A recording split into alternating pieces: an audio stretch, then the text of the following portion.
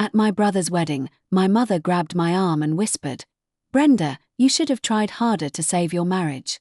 Look at how successful Mark still is." She pointed across the room at my ex-husband, who was charming everyone with stories about his latest business deals. To my family, I was the failure who threw it all away. What they didn't know was that the bruises had finally faded from my ribs, the gambling debts Mark had hidden were still destroying his credit, and the FBI investigation into his business practices was about to make headlines. But I had kept silent for 2 years to protect my children from the truth. Before we dive into my story, let me know where you are watching from in the comments below. And if you have experienced family judgment after divorce, hit that like button. You are not alone. I am Brenda Thompson, and for the past 2 years I have been living as the black sheep of my family. My divorce from Mark was finalized on a cold Tuesday in February, but the judgment from my relatives started long before the papers were signed. To them, I was a woman who had everything and threw it away because I was too demanding, too ungrateful, too unwilling to compromise on what they considered minor marital issues. The wedding reception was being held at the Riverside Country Club, a venue my family had chosen specifically because it represented the kind of success and respectability they valued above all else. My brother Michael had married his college sweetheart Sarah in a ceremony that cost more than most people's annual salary, and every detail had been planned to impress our extended family and social circle. I sat at table 12, strategically placed near the back of the reception hall where I would be visible but not prominent. My parents had made it clear that while I was welcome at the celebration, my recent divorce made me somewhat of an embarrassment that needed to be managed carefully.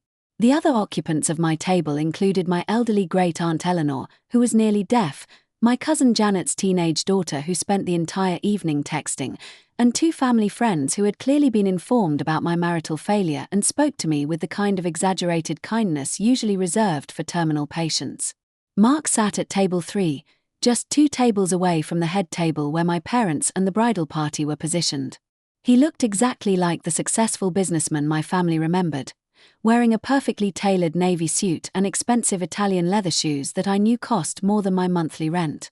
His thick brown hair was styled with the same precision he had always maintained, and his smile radiated the confidence that had initially attracted me to him 12 years earlier. What my family saw was a man who had moved on gracefully from our failed marriage, someone who had clearly been the mature partner in our relationship. They watched him charm my aunts with stories about his investment firm, saw him laugh appropriately at my father's jokes, and observed the respectful way he greeted my grandparents despite our divorce. To them, Mark represented everything I had foolishly given up. But I knew better. I knew that the confident smile he wore was the same one he had used when lying to my face about his gambling addiction. I knew that the expensive suit had been purchased with money he had embezzled from his clients' accounts. I knew that the respectful demeanor he displayed toward my family was the same performance he had given me during the early years of our marriage, before the mask began to slip and I learned who he really was. The bruises on my ribs had finally faded completely, purple and yellow marks that had taken 6 weeks to disappear after our final fight. That night, Mark had come home from what he claimed was a business dinner, reeking of alcohol and cigarettes. When I asked about the charge I had discovered on our credit card statement for a hotel room downtown, he had exploded with a rage that still haunted my dreams. He had grabbed me by the shoulders, shaking me so hard that my teeth rattled, screaming about my constant suspicion and lack of trust. When I tried to pull away, he had shoved me against the kitchen counter, the marble edge catching my ribs with a force that knocked the breath from my lungs. As I gasped for air, he had stood over me explaining in cold, measured tones exactly how worthless I was, how lucky I should feel that any man would tolerate my paranoid behavior. That was the night I finally understood that our marriage was not just troubled, it was dangerous.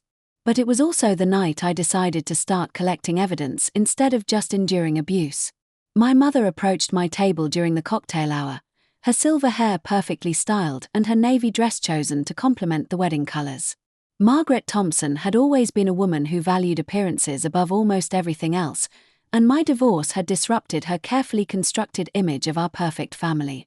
"Brenda, you look lovely tonight," she said, though her tone suggested otherwise. "That dress is very appropriate for someone in your situation." The dress in question was a conservative black sheath that I had purchased specifically because it would not draw attention or spark conversation. I had learned over the past 2 years that my clothing choices, like every other aspect of my post-divorce life, were subject to family scrutiny and commentary. "Thank you, Mom," I replied, taking a sip of my wine and preparing for whatever criticism would follow. "I was just speaking with Mark," she continued, settling into the empty chair beside me. "He looks wonderful, doesn't he? So successful and confident. It's clear that he's moved on from your marriage in a very healthy way." I nodded non-committally, watching as Mark charmed a group of my cousins with what appeared to be a humorous anecdote about his recent business trip to Las Vegas. What my family didn't know was that the Las Vegas trip had been a desperate attempt to win back money he had lost in an illegal poker game, and that he had returned home even deeper in debt to people who did not accept credit cards or payment plans. He was telling me about his new investment opportunities. My mother continued. Apparently, his firm is expanding into international markets. He's doing very well for himself. The international market story was partially true. Mark's firm was indeed involved in international transactions, but they were designed to launder money through offshore accounts rather than generate legitimate investment returns. I had copies of emails and financial records that detailed exactly how the scheme worked, documents that were currently in the possession of federal investigators who had been building a case against him for the past 18 months. "That's nice, Mom," I said, hoping she would move on to another topic. Instead, she leaned closer and lowered her voice. "Brenda, I need to ask you something, and I want you to be honest with me. Is there any chance that you and Mark might reconcile? I know you've had your differences, but marriage requires compromise from both partners." The question hit me like a physical blow. After everything I had endured, after all the evidence I had gathered, after the months of therapy to rebuild my shattered self-esteem, my mother was still suggesting that I should return to the man who had nearly destroyed me. "No, Mom," I said firmly. "There is absolutely no chance of reconciliation." Her face fell with disappointment. "I just think you might be giving up too easily. Mark has always been so good to our family, so generous and thoughtful. Remember when he paid for Dad's surgery when the insurance wouldn't cover it? Remember how he helped Michael get his first job?" I remembered both incidents, but I also remembered learning later that the money for my father's surgery had been stolen from a client's retirement account, and that Mark had helped Michael get his job because the company owed him money for illegal consulting services. "Mom, our marriage is over," I repeated. "There are things about Mark that you don't understand." She patted my hand with the kind of patience usually reserved for confused children. "Honey, I know you think he wasn't perfect, but no husband is. Your father certainly wasn't perfect when we were young, but I learned to focus on his good qualities and work around his flaws. That's what successful wives do." The conversation was interrupted by the sound of clinking glasses, signaling that the wedding toasts were about to begin. As we turned our attention to the head table, I caught Mark's eye across the room. He smiled and raised his champagne flute in my direction, a gesture that appeared friendly and mature to anyone watching. But I recognized the smile for what it really was, a reminder of the power he still held over my family's perception of our marriage. He knew that I had never told them the truth about why we divorced, and he was confident that I never would. In his mind, my silence made me complicit in maintaining his reputation. What Mark didn't know was that my silence was strategic rather than weakness. Every day that I allowed my family to believe their version of our marriage was another day that he grew more confident, more careless, more likely to make the mistakes that would finally bring him down.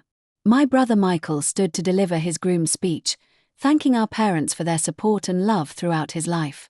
As he spoke about the importance of family and the power of commitment, I felt the familiar weight of isolation that had become my constant companion. Michael had always been the golden child, the son who made smart choices and built a stable life. At 35, he was a successful architect with his own firm, a beautiful wife, and a mortgage on a house in the best neighborhood in town.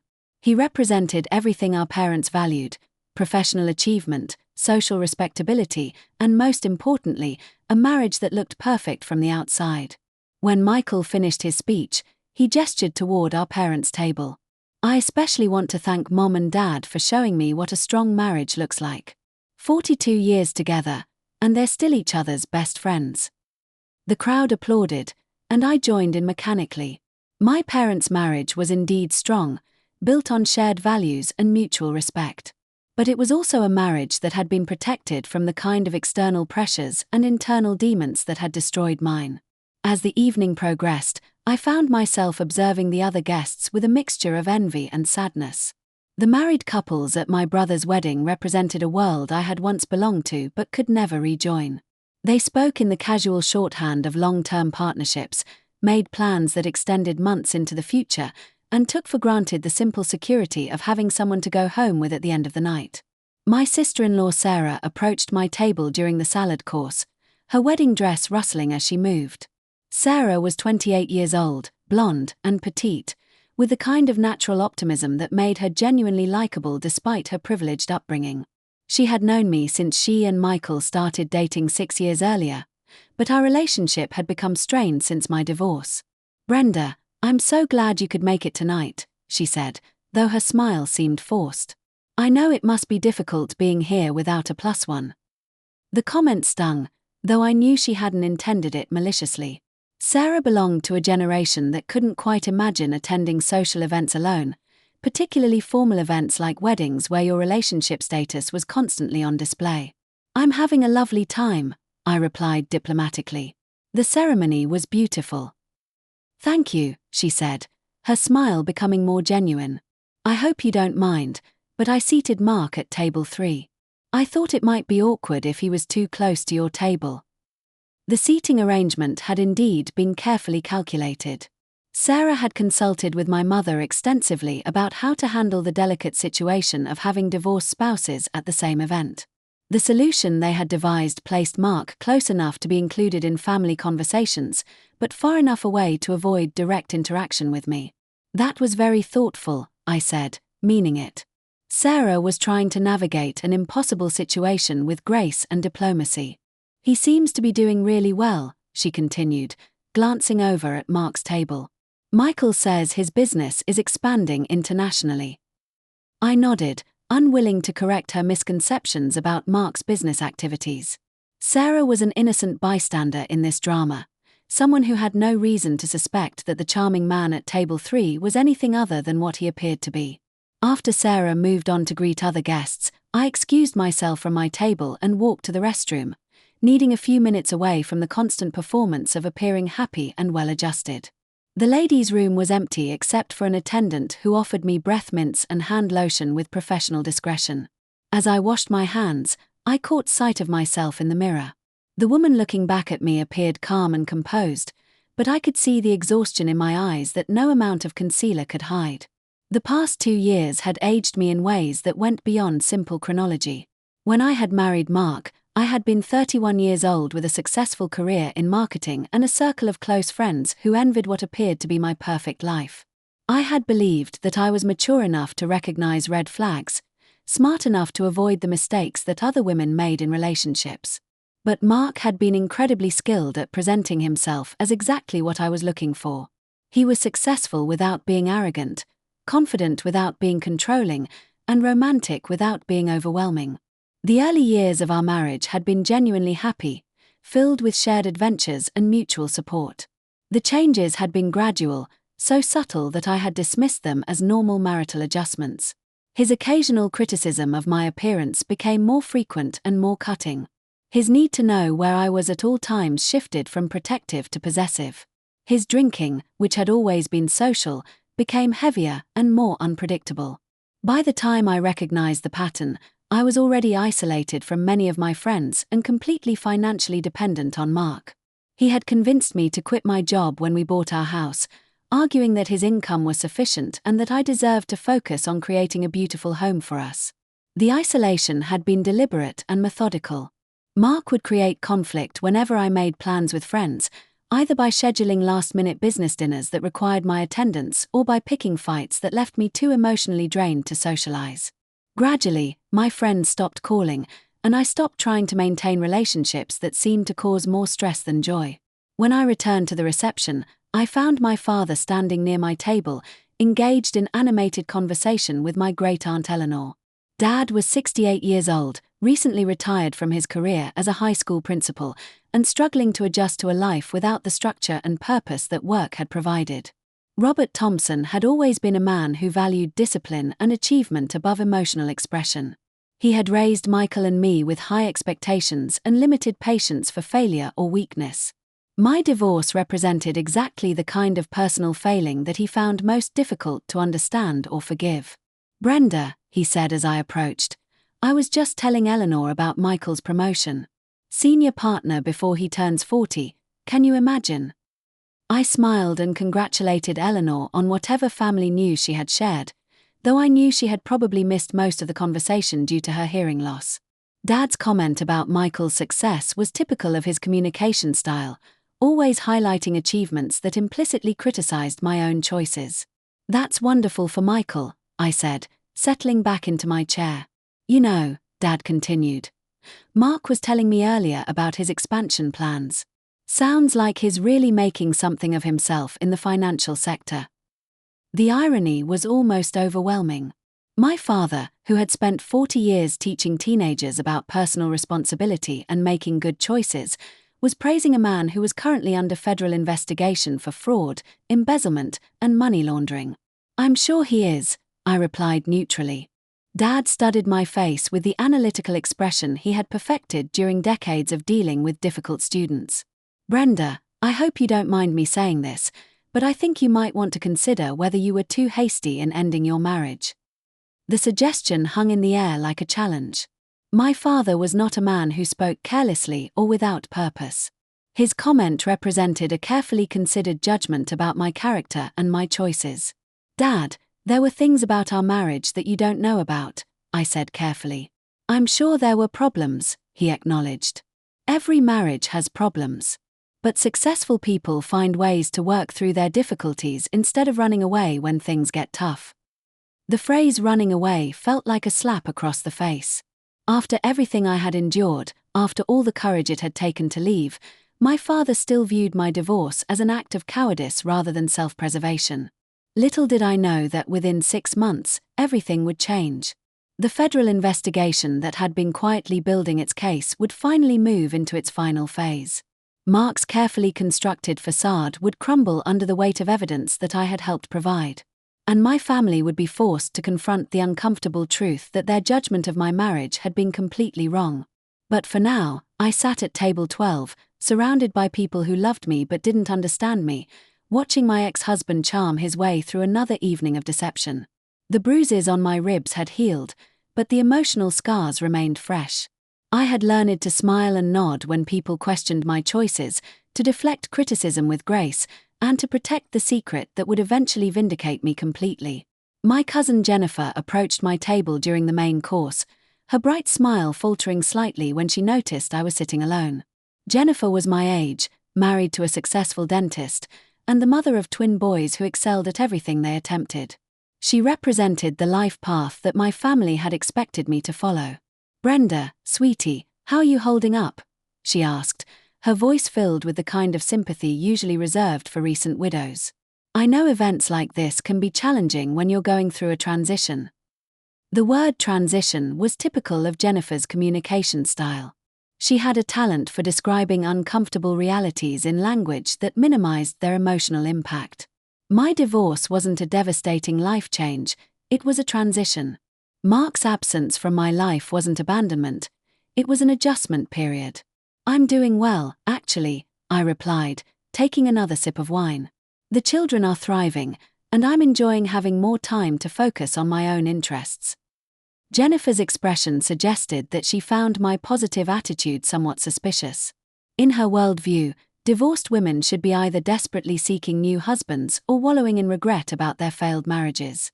My apparent contentment didn't fit either acceptable narrative. "Well, you certainly look lovely tonight," she said, though her tone suggested otherwise. "That dress is very slimming." I thanked her for the backhanded compliment and waited for whatever advice would inevitably follow. Jennifer was known throughout our family for her helpful suggestions about other people's life choices.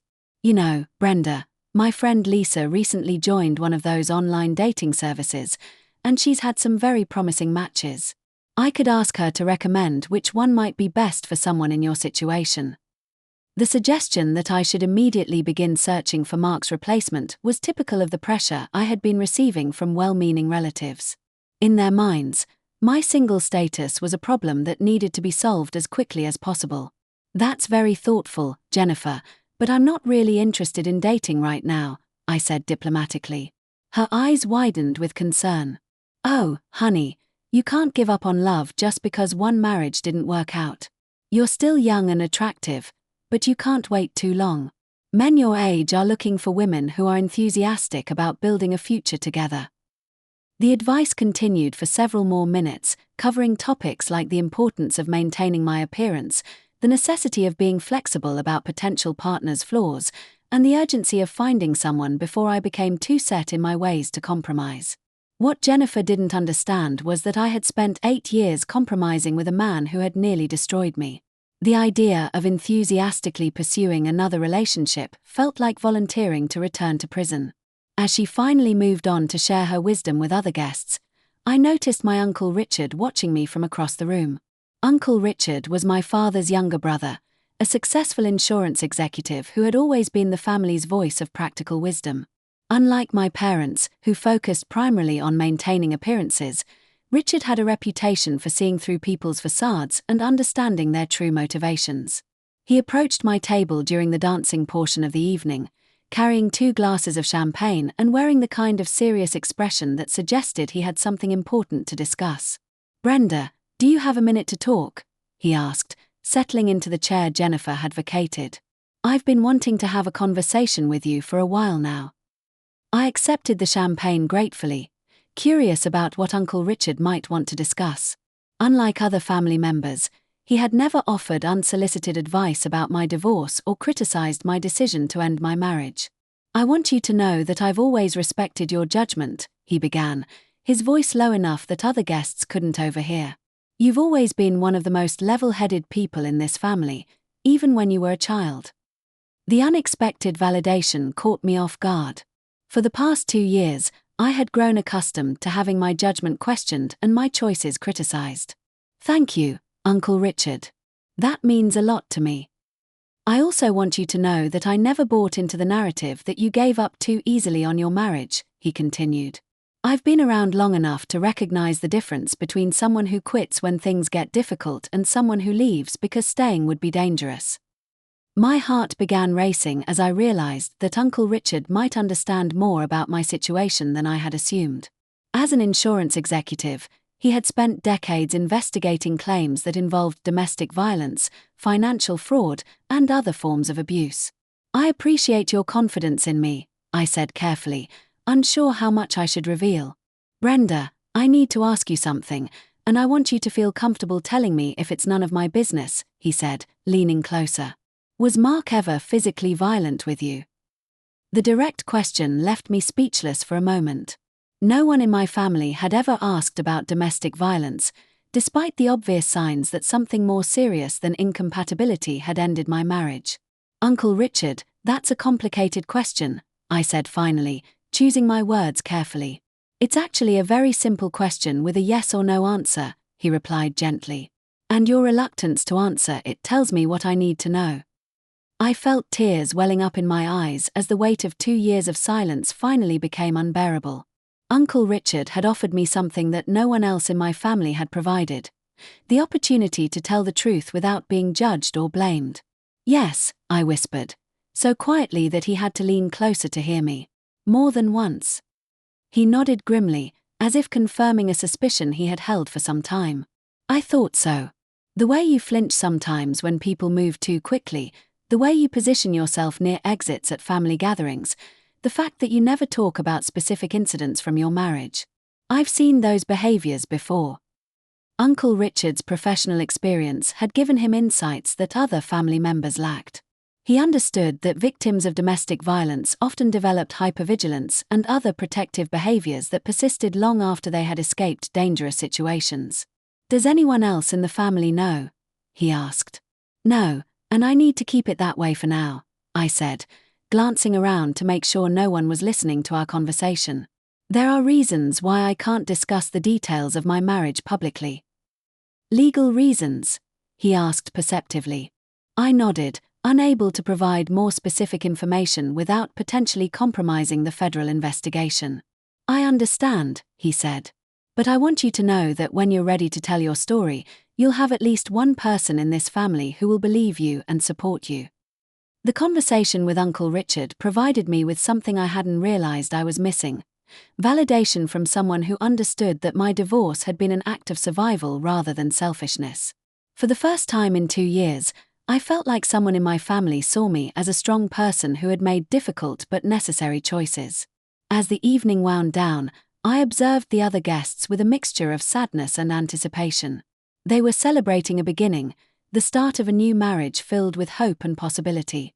But I was waiting for an ending, the conclusion of a chapter in my life that had been defined by secrets and silence. Mark made his rounds during the final hour of the reception, saying goodbye to various family members and thanking them for including him in the celebration. I watched from my table as he charmed my aunts, impressed my cousins, and earned approving nods from my uncles. When he reached my table, he paused and smiled with what appeared to be genuine warmth. Brenda, thank you for being so gracious about my being here tonight. I know it couldn't have been easy. The comment was perfectly calculated to make him appear thoughtful and mature while subtly suggesting that I had been struggling with his presence. It was classic Mark, a statement that sounded considerate but actually served to reinforce the narrative that I was the emotionally unstable ex-wife who couldn't handle social situations involving her former husband. It was Michael and Sarah's decision to invite you, I replied neutrally. I hope you enjoyed yourself. I did, very much. Your family has always made me feel welcome, even after everything that's happened between us. The phrase "everything that's happened between us" was another perfect example of Mark's verbal manipulation. It suggested that our divorce had been the result of mutual incompatibility rather than his criminal behavior and violent abuse. As he walked away, I caught Uncle Richard watching our interaction with the analytical expression of someone who was reading between the lines. He gave me a subtle nod that conveyed understanding and support, a small gesture that meant more to me than he could possibly know. The wedding reception continued around me, a celebration of love and commitment that served as a painful reminder of everything I had lost. But I also knew something that no one else in that room understood. Sometimes the greatest act of love is knowing when to walk away, and sometimes the strongest people are the ones who suffer in silence while they wait for justice to finally arrive. Within 6 months, everything would change. The federal investigation would reach its conclusion, Mark's crimes would be exposed, and my family would be forced to confront the uncomfortable truth about the man they had defended and the woman they had blamed. But for now, I continued to play my role, protecting my children and building the case that would eventually set us all free. 3 weeks after Michael's wedding, I received a phone call that would change everything. Special Agent Patricia Kellerman from the FBI Financial Crimes Division had been investigating Mark's investment firm for 14 months, and she needed my help to complete their case.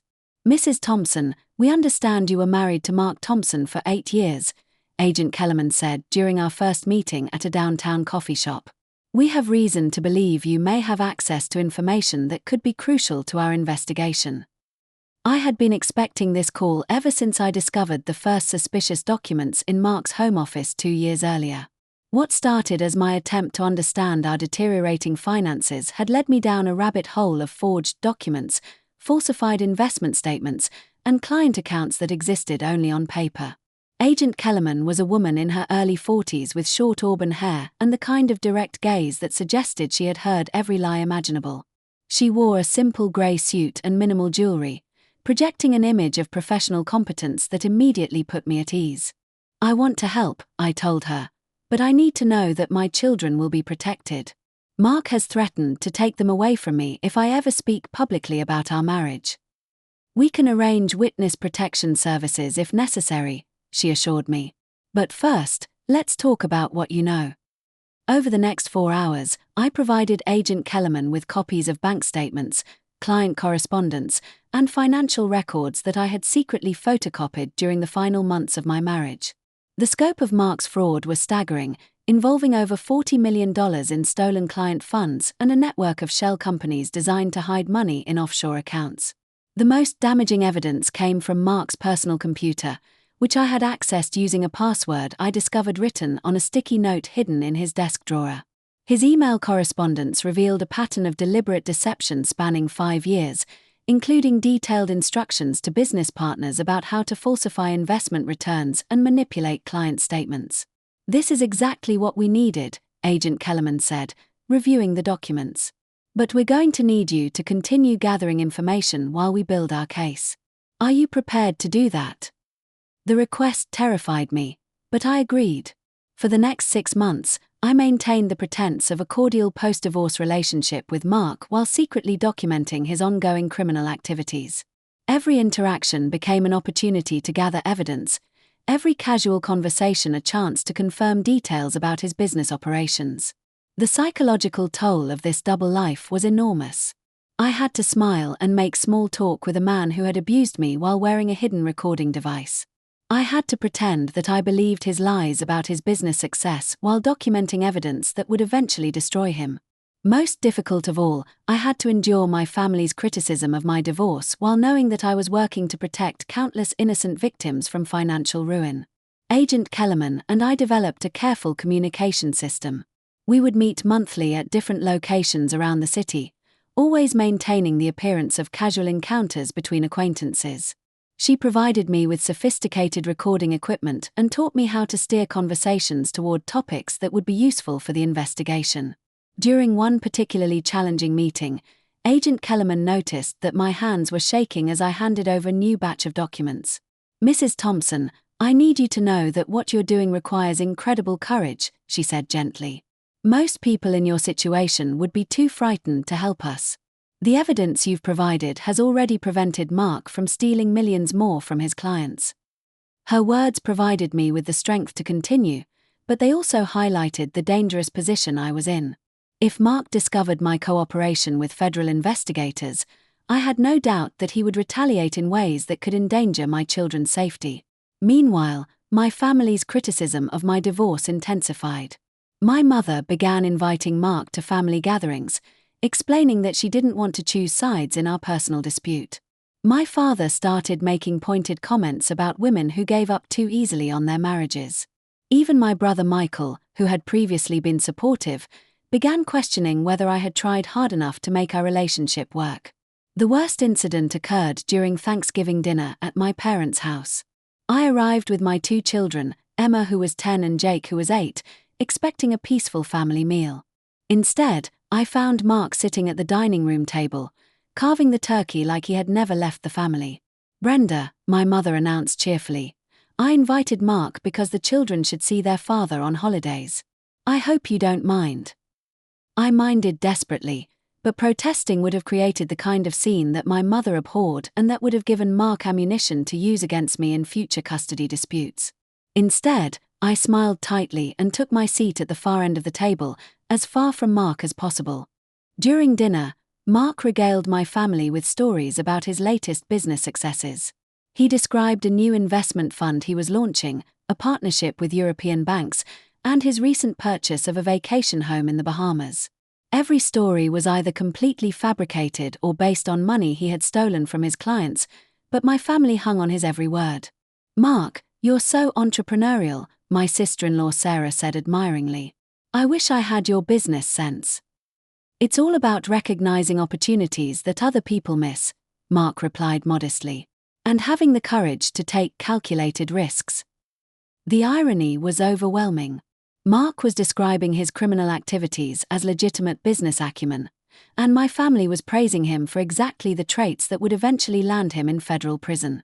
My nephew Danny, Michael's 12-year-old son, was particularly fascinated by Mark's stories. "Uncle Mark, do you think I could work at your company someday?" he asked earnestly. "Maybe when you're older," Mark said, ruffling Danny's hair affectionately. "But first you need to study hard and learn about finance and economics." I watched this interaction with growing anxiety, knowing that Mark's company would likely be shut down long before Danny graduated from high school. But I also saw how easily Mark manipulated people, how naturally he projected warmth and authority even while lying about virtually everything. After dinner, my father pulled me aside in the kitchen while the others were watching football in the living room. His expression was more serious than usual, suggesting that he had been planning this conversation for some time. "Brenda, I need to ask you something, and I want an honest answer," he said, lowering his voice. "Are you keeping Mark away from his children because you're angry about the divorce?" The question hit me like a physical blow. My father was accusing me of using my children as weapons in a personal vendetta, a charge that violated everything I believed about responsible parenting. "Dad, that's not what's happening," I said firmly. "Mark sees the children every other weekend, just like the custody agreement specifies. But he tells us that you make it difficult for him to maintain a relationship with them, that you schedule activities during his visitation time and poison them against him with negative comments about their father." Every accusation was false, but I recognized Mark's strategy. He was positioning himself as the victim of a vindictive ex-wife, a narrative that fit perfectly with my family's existing assumptions about our divorce.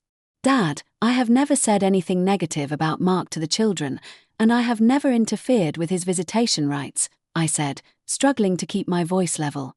"Then why does he seem so much more mature and reasonable than you do?" my father asked bluntly. "Every time we see Mark, he speaks respectfully about you and expresses concern for the children's well-being. But you always seem angry and defensive when his name comes up." The observation was accurate but incomplete. Mark appeared reasonable because he was performing for an audience, while I seemed defensive because I was constantly under attack for choices I couldn't fully explain without revealing information that could jeopardize the federal investigation. "Dad, there are aspects of my marriage to Mark that you don't understand," I said carefully. "Things that I can't discuss right now, but that explain why our divorce was necessary." He studied my face with the skeptical expression he had perfected during decades of dealing with students who offered implausible excuses for their failures.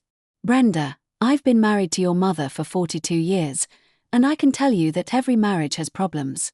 The difference between successful couples and divorced couples is that successful couples find ways to work through their difficulties."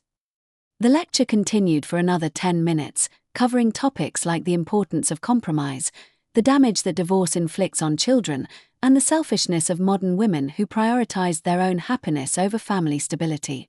Every point was delivered with the confidence of someone who had never experienced domestic violence or financial abuse. When I returned to the living room, I found Mark playing chess with my son Jake while my daughter Emma watched from the couch.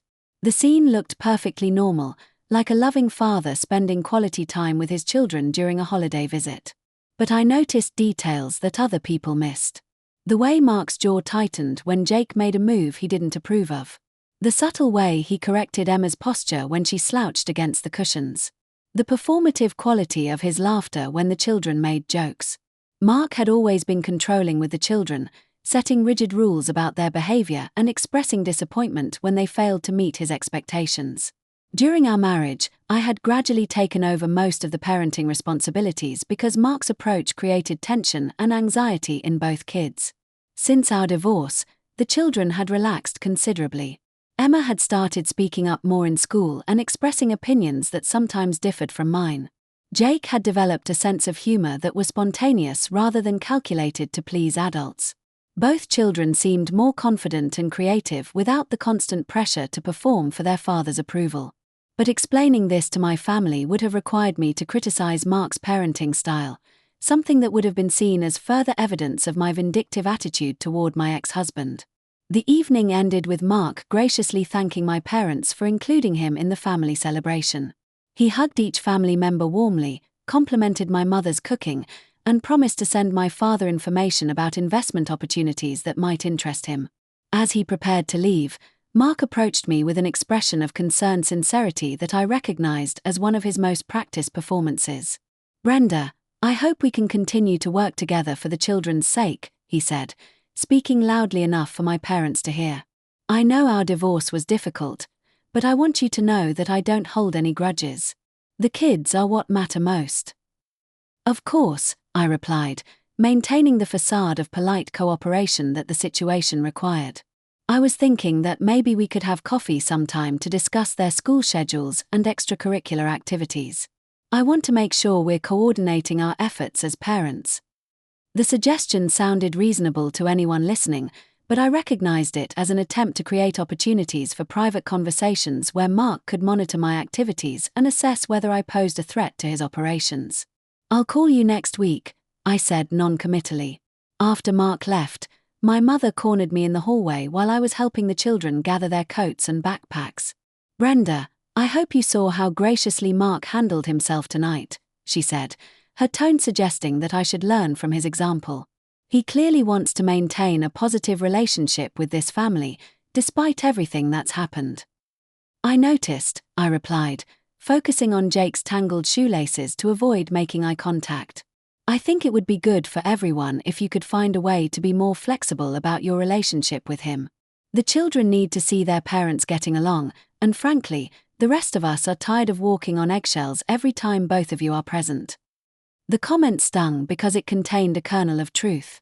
My presence at family events had become complicated because I couldn't explain why being around Mark made me anxious and defensive. To outside observers, I appeared to be the problem, the person who couldn't move past her anger and accept the new reality of co-parenting with her ex-husband. But wait, it gets worse. 2 weeks after Thanksgiving, Agent Kellerman called with disturbing news. The FBI had intercepted communications suggesting that Mark was planning to move a substantial amount of money offshore within the next month, possibly as preparation for fleeing the country. "We need to accelerate our timeline," she explained during our meeting at a different coffee shop across town. "Can you think of any way to get access to his current financial records?" The request was dangerous, but I had an idea. Mark had been asking to meet for coffee to discuss the children's school schedules, and I knew he often worked on his laptop in public places, believing that the ambient noise and crowd provided security against surveillance. I arranged to meet him at a busy Starbucks downtown, bringing a small digital recorder that Agent Kellerman had provided. My plan was to steer the conversation toward his business activities while recording anything that might be useful for the investigation. Mark arrived exactly on time, wearing the charcoal grey suit that he favored for important meetings. He ordered black coffee and a chocolate croissant, then selected a table near the window where he could watch the street while we talked. "Brenda, you look well," he said, settling into his chair with the kind of relaxed confidence that had once made me feel protected but now made me nervous. "Thank you, Mark. How have you been?" "Busy, but good. The business is expanding faster than I anticipated. We just signed partnerships with 3 new European banks, and I'm looking at investment opportunities in Southeast Asia." Every word was being recorded, adding to the mountain of evidence that would eventually destroy him. But Mark had no idea that his ex-wife had become a federal informant, or that every conversation we had was being scrutinized by investigators who understood exactly what his coded language really meant. "That sounds exciting," I said, playing the role of the interested ex-wife who maintained friendly relations for the sake of their children. "It is, but it's also stressful. The international markets are complicated, and there are regulatory issues that require careful navigation. Sometimes I feel like I'm walking a tightrope." The metaphor was more accurate than he realized. Mark was indeed walking a tightrope, but the safety net he thought existed was actually a trap that was slowly closing around him. Our conversation continued for another hour, covering topics that ranged from the children's Christmas wish lists to his recent travels to offshore banking centers. By the time we parted ways, I had recorded enough material to fill several pages of transcripts for the federal investigators. But I had also been reminded of why I had fallen in love with Mark in the first place. Despite everything I knew about his criminal activities, despite the violence he had inflicted on me, despite the lies he had told our children, he was still capable of being charming and persuasive. He still possessed the kind of magnetic personality that made people want to trust him, to believe his stories, to give him the benefit of the doubt. That evening, as I transcribed the recording for Agent Kellerman, I found myself wondering whether my family would ever understand why I had divorced this man. Even with all the evidence in the world, even with federal prosecutors and expert witnesses explaining his crimes in detail, would they be able to accept that their judgment of our marriage had been completely wrong? Little did I know that I wouldn't have to wait much longer to find out. The federal investigation was entering its final phase, and Mark's carefully constructed world was about to collapse in the most public and dramatic way possible. That's when everything changed. 8 months after our Starbucks meeting, I received the call I had been both anticipating and dreading. Agent Kellerman's voice was calm but urgent when she reached me at 7:30 on a Tuesday morning in March. "Mrs. Thompson, we're moving today. Mark Thompson will be arrested this morning at his office. I need you to prepare yourself for what's about to happen." My hands began trembling as I poured coffee for my children's breakfast, trying to maintain normal morning routines while my world was about to shift dramatically. Emma was reviewing her math homework at the kitchen table while Jake searched for his missing soccer cleats, both completely unaware that their father would be in federal custody before they finished their school day. "What do I need to do?" I asked quietly, stepping into the pantry where the children couldn't hear me. "Stay close to your phone today. The media will likely pick up the story within a few hours, and your family will probably start calling you for answers. Remember, you cannot discuss your cooperation with our investigation until after the trial." The restriction felt overwhelming.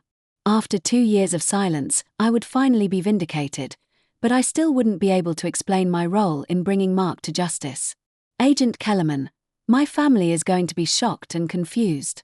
They've been defending Mark for 2 years. Is there anything I can tell them?" "You can tell them the truth about your marriage once his arrest becomes public," she said gently. "The domestic violence, the financial abuse, the reasons you divorced him.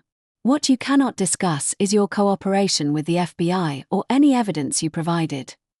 I thanked her and ended the call, then stood in my pantry for several minutes trying to absorb the magnitude of what was about to happen. The man who had terrorized me for years, who had fooled my family completely, who had stolen millions of dollars from innocent people, was finally going to face justice. At 11:15 that morning, while I was reviewing quarterly reports at my office job downtown, my phone began ringing incessantly. The first call came from my mother, her voice shaking with disbelief. "Brenda, have you seen the news? They're saying Mark has been arrested by the FBI.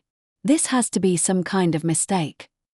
I had been prepared for this conversation, but hearing the shock in my mother's voice still made my stomach clench. "Mom, I just heard about it. What are they saying?" "The news is reporting that he's been charged with fraud and embezzlement. They're saying he stole money from his clients' investment accounts. Brenda, you know Mark better than anyone. Could any of this possibly be true?" The question hung in the air like a loaded weapon. My mother was asking me to reassure her that the man she had defended for 2 years was innocent of the charges that would eventually send him to prison for 25 years. "Mom, I think we should wait to see what evidence they have before we make any judgments," I said carefully. "But surely you don't believe he's capable of something like this? Mark has always been so honest and successful. Just last month he was telling your father about his expansion into European markets." Every word my mother spoke revealed the depth of Mark's deception and the effectiveness of his manipulation. She couldn't reconcile the charming man she knew with the criminal described in the news reports. The second call came from my brother Michael, who had clearly been designated as the family's primary fact-finder. His voice carried the authoritative tone he used when handling crises at his architectural firm. "Brenda, I need you to tell me everything you know about Mark's business activities during your marriage. Dad thinks this might be some kind of misunderstanding that can be cleared up if we can provide character witnesses." The suggestion that my family might testify on Mark's behalf made my blood run cold. They were so convinced of his innocence that they were prepared to publicly support him against federal prosecutors. "Michael, I think you should wait to see what evidence the FBI has collected before you make any decisions about character testimony," I said, hoping to buy time for the full scope of Mark's crimes to be revealed. "Brenda, you're talking like you think he might actually be guilty. This is Mark we're talking about. The same man who paid for Dad's surgery, who helped me get my first job, who has been nothing but generous and thoughtful toward our entire family." I wanted to scream that every generous gesture Mark had made toward our family had been funded by money stolen from his clients, but I couldn't reveal that information without potentially compromising the federal case. By afternoon, the local news had obtained more details about the charges against Mark. The FBI had accused him of operating a Ponzi scheme that had defrauded investors of over $40 million. The news reports included interviews with elderly couples who had lost their retirement savings and young families who had seen their children's college funds disappear. My father called after watching the evening news, his voice heavy with confusion and disappointment. "Brenda, I just saw an interview with a woman who claims Mark stole her late husband's pension money. She was crying on television, saying she might lose her house. How could someone like Mark be involved in something so cruel?" The pain in my father's voice was genuine. He had believed in Mark's integrity so completely that learning about his crimes felt like a personal betrayal. "Dad, I'm sorry you're going through this. I know how much you respected Mark." "That's just it, Brenda. I still can't believe he's capable of these things. There has to be more to this story. Maybe he was set up by business partners, or maybe he made some mistakes but didn't intend to hurt anyone." My father's desperate search for alternative explanations was heartbreaking. He needed to believe that his judgment of Mark had been correct, that the man he had praised and defended was not actually a criminal who had destroyed innocent people's lives. But wait, it gets worse. 3 days after Mark's arrest, my mother called with news that made my worst fears come true. "Brenda, your father and I have decided to hire a lawyer for Mark. We think he's being railroaded by overzealous prosecutors, and he needs someone who will fight for his rights." The announcement left me speechless. My parents were so convinced of Mark's innocence that they were prepared to spend their own money defending him against federal charges. "Mom, maybe you should wait until you know more about the evidence before you make that kind of financial commitment," I suggested weakly. "Honey, this is about doing what's right. Mark has been part of our family for years, and we don't abandon family members just because they're facing difficulties." The irony was staggering. My parents, who had blamed me for destroying my marriage and criticized me for not being more supportive of my husband, were now rallying to support the man who had abused me and stolen millions of dollars from innocent victims. That evening, Uncle Richard called with a very different perspective on recent events. "Brenda, I wanted to check on how you're handling all of this," he said, his voice filled with genuine concern. "I imagine Mark's arrest is bringing up a lot of difficult memories for you." His understanding and compassion were exactly what I needed after 3 days of defending myself against family members who viewed Mark's arrest as a tragedy rather than justice. "It's been overwhelming," I admitted. "Everyone keeps asking me to vouch for Mark's character, and I can't explain why that's impossible without revealing things I'm not ready to discuss." "I think I understand the position you're in," Uncle Richard said carefully. "Are there legal restrictions on what you can say about your experiences with Mark?" His perceptive question confirmed that he suspected my involvement in the federal investigation, though I couldn't acknowledge his suspicions directly. "There are some things I can't discuss right now," I said. "But Uncle Richard, I need you to know that Mark is not the man our family thinks he is." "I believe you, Brenda. And I think when all the facts come out, other people will understand why you made the choices you did." 2 weeks after Mark's arrest, the federal prosecutors released additional details about their case that sent shockwaves through my family. The evidence included recorded phone conversations, forged documents, and financial records that painted a picture of systematic fraud spanning 5 years. Most damaging was a recording of Mark instructing an associate to create false investment statements for elderly clients, laughing as he described how easy it was to fool people who trusted him completely. The recording was played on the evening news, and Mark's voice was unmistakably cold and calculating as he discussed his victims with contempt. My mother called me that night, her voice breaking with emotion. "Brenda, I heard Mark's voice on the news tonight. He was talking about his clients like they were idiots who deserved to be cheated. I've never heard him sound so cruel and heartless." "I'm sorry, Mom. I know this is difficult for you." "How did we get him so wrong?" she asked, genuine confusion replacing her previous certainty. How could someone seem so kind and generous while doing such terrible things to innocent people? The question opened the door for a conversation I had been waiting 2 years to have. "Mom, there's something I need to tell you about my marriage to Mark. Something I should have told you a long time ago." I spent the next hour describing the reality of my life with Mark. The gradual escalation of control and manipulation. The gambling debts he had hidden from me. The business associates who had called our house making threats about money Mark owed them. The night he had shoved me against the kitchen counter hard enough to crack my ribs.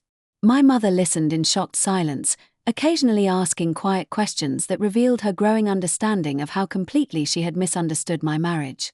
"Brenda, why didn't you tell us any of this when you divorced him?" she asked finally.